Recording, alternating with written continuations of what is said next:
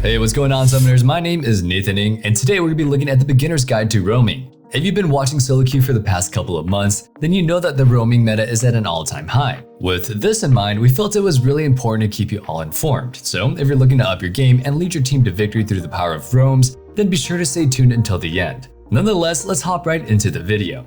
Before we start diving into the art of roaming, we should really break down what roaming actually is. And it's not as simple as many players make it seem. A bad roam can often lead to the infamous coin flip plays due to the improper setup and technique. However, when done correctly, it's nearly riskless. Roaming is, without real explanation, just leaving your lane and impacting the map elsewhere. This can be done in many ways, and it has been perfected by people like Dopa, who is famous for his level 5 TF roam. With enough practice and calculation, who knows, maybe you'll create your own strategy. Regardless, we're here to teach you the basics and get you going on your own roaming journey. But before we dive further into some roaming specifics, don't forget to check us out at ProGuides.com, where you can view our great catalog of challenger coaches that can personally create a walkthrough to your dream rank. You got a busy schedule? Well, we've got you covered. Our trained roster of coaches are here 24/7 to help you reach your goal, whatever that may be. So what are you waiting for? Go ahead and check us out. Regardless, let's get back into the video and take a look at what roles and champions can roam. Can anybody roam? To answer this question, in short, yeah, anybody can roam. However, it's important to know that some champions and roles are far better at it than others. We're going to quickly highlight some champions in each role that are great for roaming, or if they can roam at all. When it comes to top lane champions, Camille and Kled are perfect examples. They are able to close long distances extremely quickly, which means that they don't have to waste any time and are not likely to lose much off a failed roam.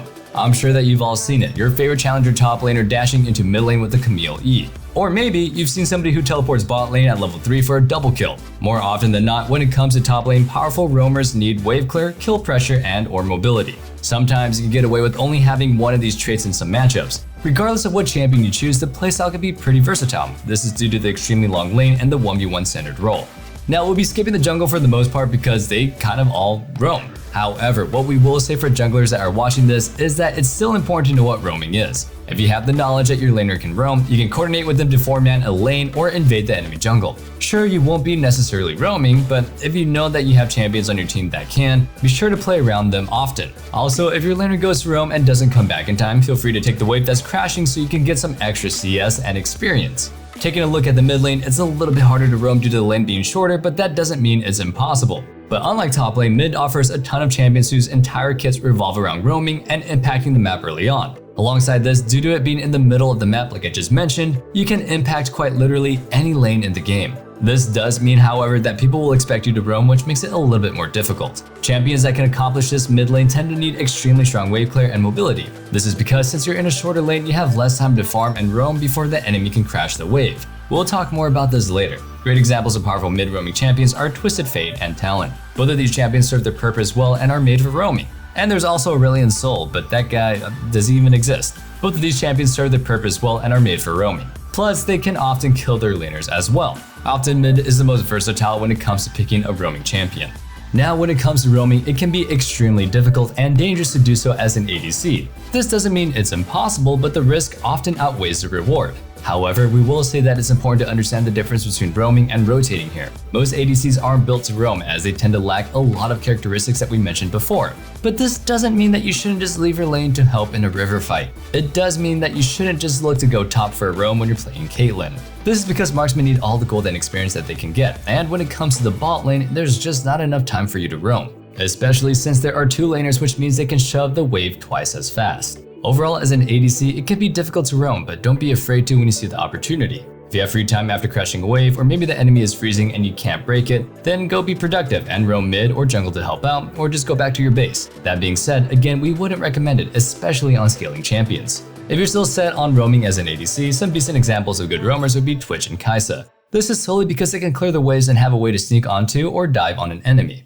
Last but certainly not least, we've got the support role. Support is fundamentally one of the best roles to roam with mid lane coming right behind them. This is mostly because supports don't need a ton of levels or gold. You can think of them as the complete opposite of a marksman. That being said, this doesn't mean that you should play support and never play to get levels, but it does mean that you have some of the best impact on the map. Champions that excel at this tend to have CC, built-in mobility, and of course, utility. Great examples are champions like Bard, Pyke, and even Nautilus. Now wait, how can somebody like Nautilus be on the list if his only mobility is his hook? Well, that's the thing with support roams. Most champions can do it because of mobility boots and heavy CC. However, roaming as a support requires proper setup and planning so that your ADC doesn't constantly die. If you really want to master the art of roaming as a support, be sure to check out our Aftermove guide on our website. Before we continue on with the video, don't think for a second that we have forgotten about everybody's favorite ProGuides tradition. For our question of the day, we want to know, what do you find the most tilting in League? For me, it's everything, honestly. This game is breaking my mental slowly every single day. But if I had to pick one thing, it probably would be when you're losing to the enemy team and the worst player on their team is the only one that talks smack. It's always the worst player too, you know? Doesn't matter. Anyway, back to the subject. So, we've covered all the information about what roaming is and who can do it, but we've yet to ask why you should roam anyway. I mean, this one is fairly obvious, but I'm gonna just go ahead and get into some details. There's a lot of risk involved, and we've stated that it can be hard to do so. More so, not every champion is built for it, so what gives? Well, even if you're not looking to specialize in the art of roaming, understanding it fundamentally can help you when facing a champion that does. Regardless, let's take a look at the few benefits of roaming. When it comes to roaming, the ideal situation is that you or somebody else picks up a kill and lose minimal CS for it. This not only puts whoever claimed that kill ahead, but it also gives some nice assist gold to whoever helped. That being said, creating gold lead is extremely important in solo queue since it can often determine whether a lane wins or loses. Just think about it. Maybe your top lane matchup is even and you decide to roam there. Your top picks up a kill and snowballs their lane and now can roam as well. Overall, on a basic level, you got some bonus gold for you and your team. Now, roaming isn't all about getting gold. Sometimes roaming somewhere is super important because of the amount of pressure that it creates. If the enemy mid laner sees a Camille coming mid, they won't look to go for a kill. Or maybe the jungler is looking to dive top so you can roam from mid lane to prevent it. Who knows? Maybe they just need help shoving in a wave because it's frozen. Regardless of what it is, you existing and even just vanishing from vision is a threat to the entire enemy team. Last but certainly not least, we've got mental warfare. When it comes to solo queue, we all know that it's a battle of the mental fortitude. Nothing seems to tilt people more than when a random laner just shows up and kills them. This, in turn, can tilt both players and give you the advantage. While it isn't a direct or consistent benefit, it does often happen, especially if you end up continuously capping somebody with your roams. Finally, the moment that you've all been waiting for. Let's discuss how to actually roam and reduce the risk involved with it. First off, let's get this out of the way. Yes, roaming really is just leaving your lane to impact another. However, we're going to cover how to properly set up a roam. This will be split up into laners and supports with a small section about playing with the roam as a jungler.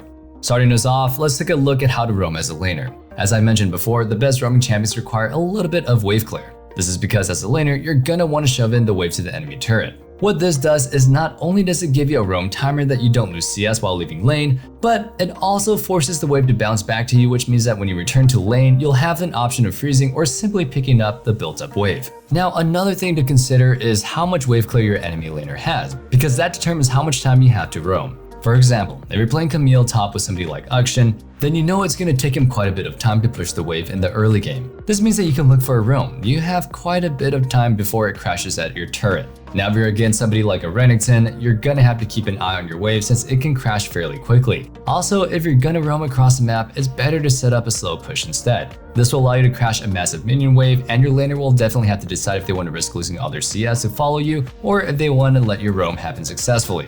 Next, let's take a look at specifically how supports roam. Unlike laners, supports can't actually simply push their wave, especially if they don't duo with their ADC. That being said, it's more about being able to recognize when you can roam rather than creating those opportunities. The best time to roam as a support is when your ADC can safely CS. This will usually be after they crash a wave and recall. If you're playing with somebody who's extremely safe like Ezreal, you can roam a bit earlier since they're not likely to die. Once you get mobility boots, feel free to look for roam after you recall. This is because the wave will most likely be at your turret, which means you can go look at mid for a sneaky 2v1. Overall, supports are able to leave their lane and impact everybody else due to their cost-efficient stats. It'll take some practice, but eventually you'll be able to recognize roam timers like second nature. Last but certainly not least, we've got jungle. Now, as we mentioned before, there's not really a concept of roaming for junglers since they tend to clear camps and gank. That being said, you can play off ally roams and also show up to counter roams. This will not only help your ally out, but it'll also get you some nice gold. Once you get good enough at reading roams, you'll be able to coordinate dives and ganks with your team. I'm sure you've seen it. Those 4-man coordinated dives that tilt your bot lane and get the enemy fed. Yeah, that's the ability to read roams and play alongside them. Don't slack off in this department, junglers. It can truly change the way that you play the game. And that sums up our video for today. Thank you guys so much for watching, and don't forget to join our family at ProGuides.com. We offer exclusive giveaways and classes that you won't catch anywhere else, so stay tuned and don't forget to like, comment, and subscribe. We'll see you guys in the next video, but until then, stay safe, stay healthy, and have a wonderful day. Peace.